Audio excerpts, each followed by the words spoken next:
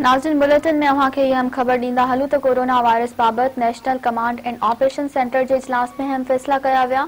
NCOC जी पधिराई मूजिबि इजलास दौरान सॼे मुल्क में मार्केटूं, शॉपिंग मॉल्स, शादी हाल ऐं होटलूं राति जो 10 वॻे बंदि करण जो फ़ैसिलो कयो वियो।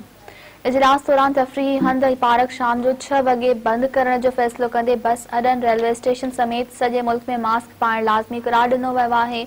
एनसीओसी जो चवणु आहे त अवामी हंधनि ते मास्क पाइण ते सख़्ती सां अमल करायो वेंदो। कोरोना वायरस जी ॿी लहर सबबि केसनि में इज़ाफ़ो थियो। ईंदड़ 2 महीना अहम आहिनि। नाज़रीन, अव्हां खे हिकु भेरो ॿीहर ॿुधाईंदा हलूं त कोरोना वायरस बाबति National Command and Operation Centre जे इजलास में अहम फ़ैसिला कया विया आहिनि। एनसीओसी जी पधिराई मूजिबि इजलास दौरान सॼे मुल्क में मार्केटूं, शॉपिंग मॉल्स, शादी हाल ऐं होटलूं राति जो 10 वॻे बंदि करण जो फ़ैसिलो कयो वियो। इजलास दौरान तफ़रीही हंध ऐं पार्क शाम जो 6 वॻे बंदि करण जो फ़ैसिलो कंदे बस अॾनि, रेलवे स्टेशन समेत सॼे मुल्क में मास्क पाइण लाज़मी क़रार ॾिनो वियो आहे।